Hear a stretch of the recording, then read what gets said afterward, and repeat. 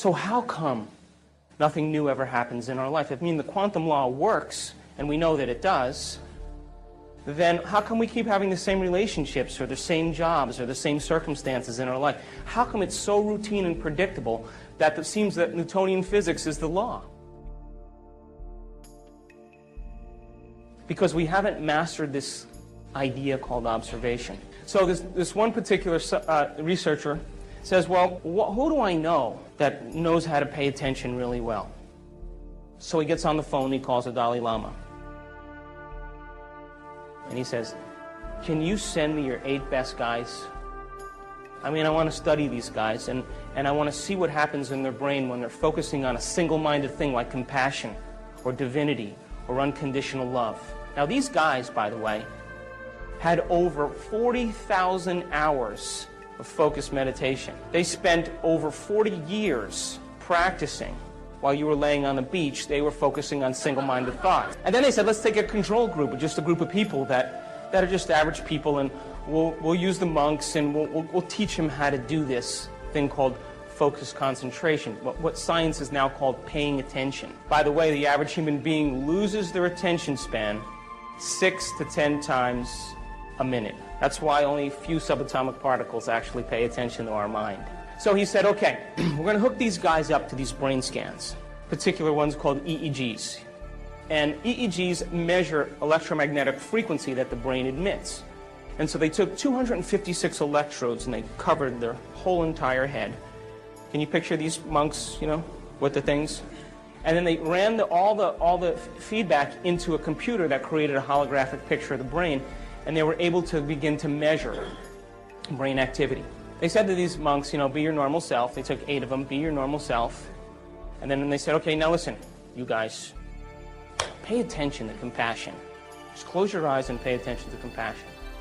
The moment they did that, all of a sudden, the frontal lobe lit up so much that the scientists had never seen that type of activity in that part of the brain. Now then they took the control group and they said, all right, you guys, pay attention to one thing. And of course, what happened?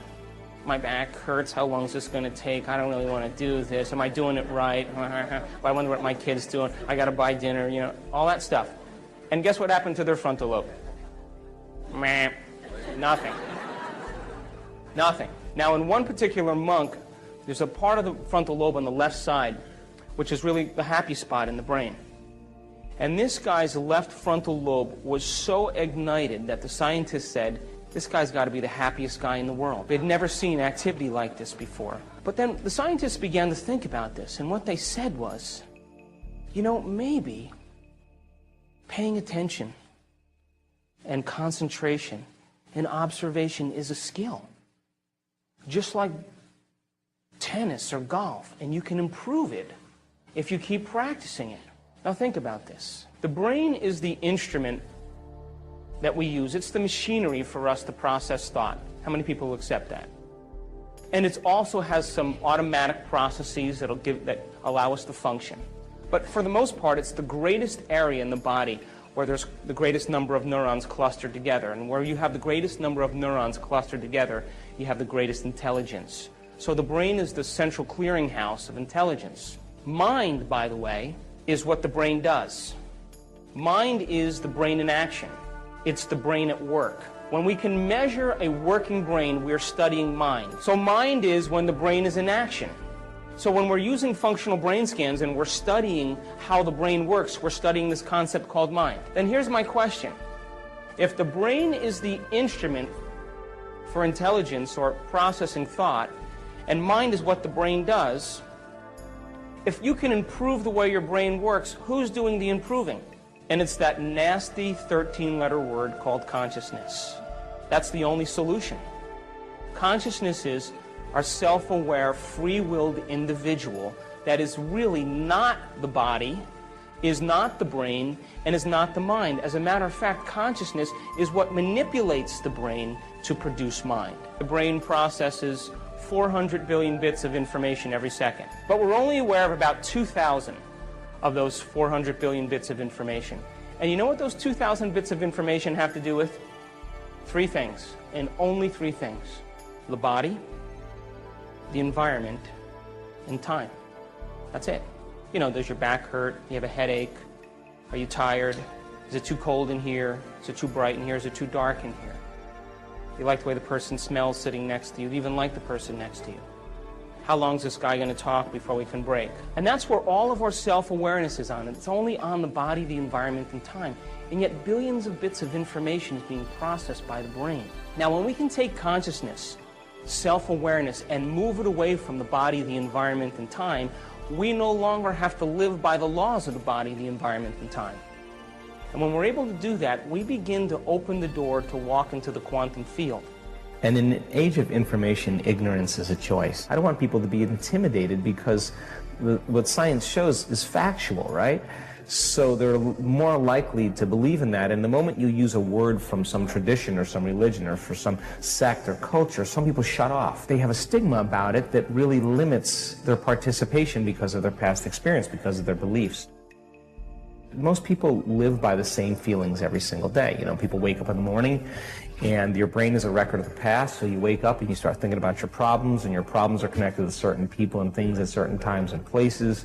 The moment you start activating those circuits of memories related to the past experience and the environment, you're thinking in the past. Because every person, every thing, every place has a neurological network in your brain because you've experienced it. The end product of an experience is an emotion, so when you start thinking about your problems, you start feeling the emotions associated with them. You start feeling unhappy. So your thoughts are the vocabulary of your brain, your feelings are the vocabulary of your body. How you think and feel creates your state of being. So most people start their day, every single day, reaffirming their entire state of being in the familiar past. Then they rush to the predictable future, right? And this is...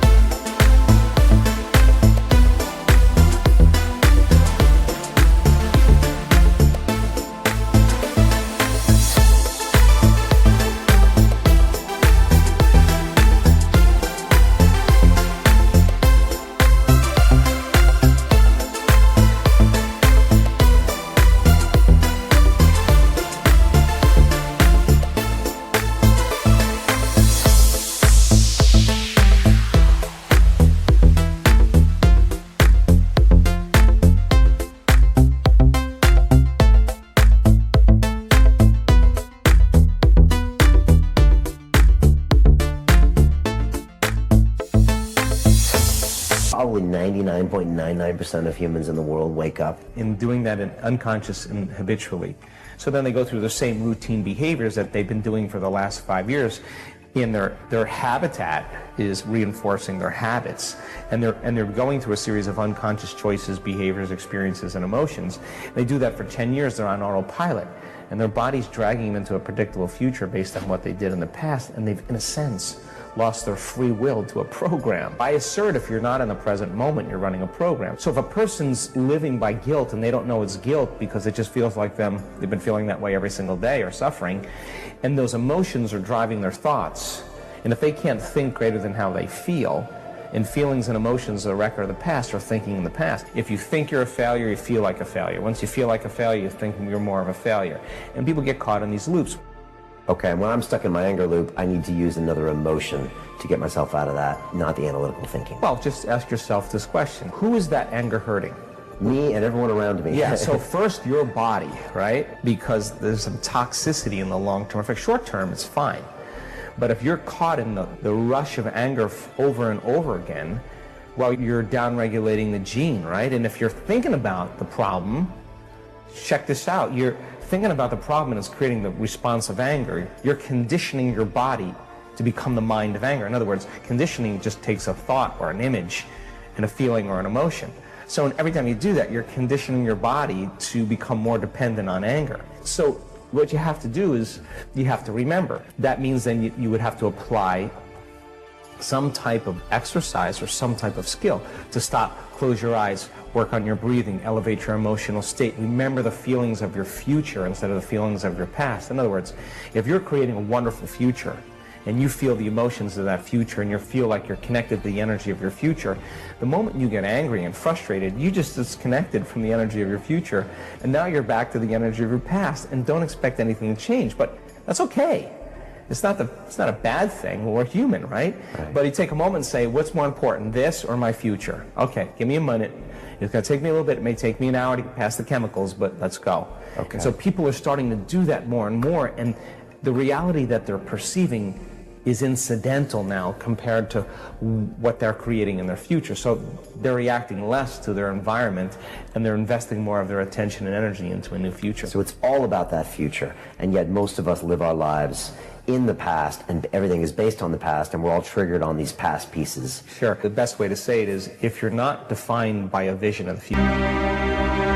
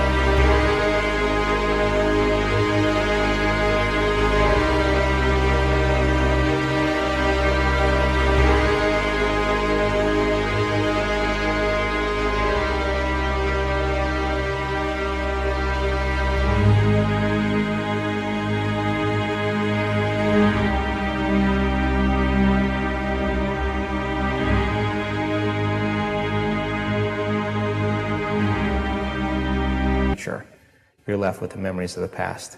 And people literally believe in their past more than they believe in their future. That's why they talk about their past more than they talk about their future. People romance their past and more in love with their past than they are in love with the future. And people who actually create amazing things in their life just were more in love with their future, and they kept it alive in their mind every day, and they like feeding a plant or a garden. They're tending to that future every single day, and the delight that comes with it and the excitement that comes with it and the emotions that come with it cause them to literally change their brain and body over time to begin to look like the future has already happened. Now think about that.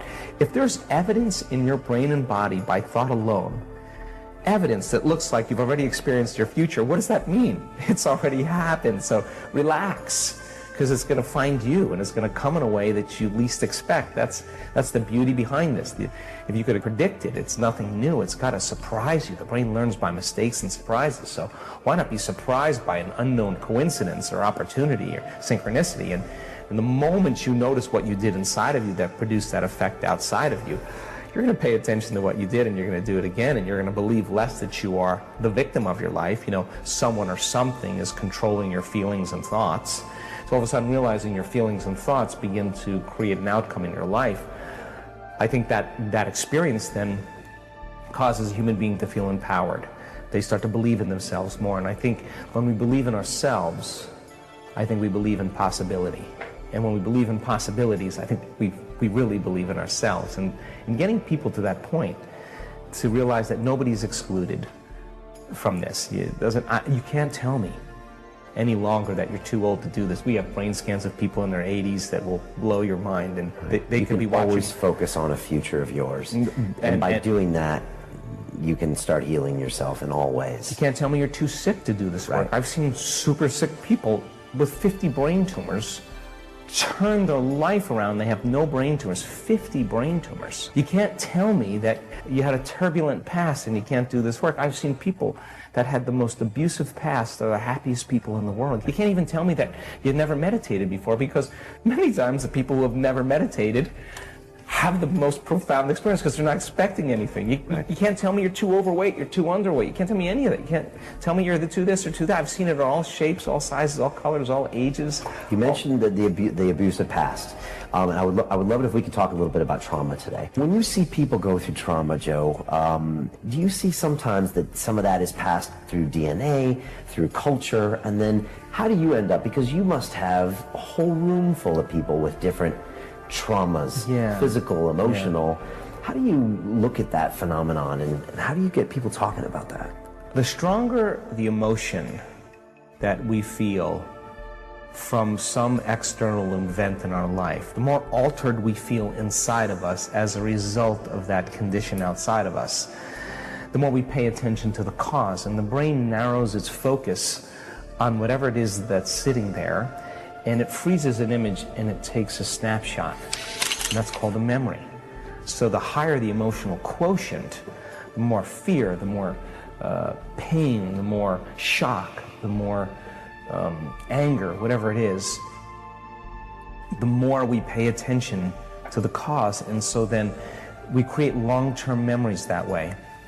Now the challenge is that every time we think about that trauma, we're producing the same chemistry in the brain and body as if it was happening again.